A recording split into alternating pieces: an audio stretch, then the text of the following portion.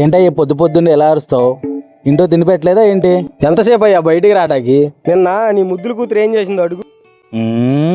ఏం చేసావే?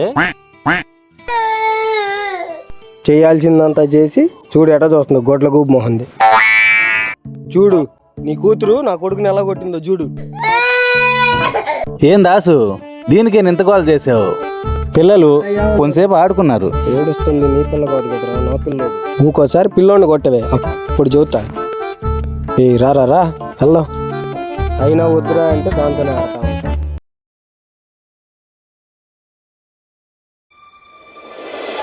అమ్మా పండు ఇట్రా అమ్మా. అమ్మా అయ్యయ్యో అయ్యయ్యో నాన్న ఏంటమ్మా ఈరోజు రాలేదా?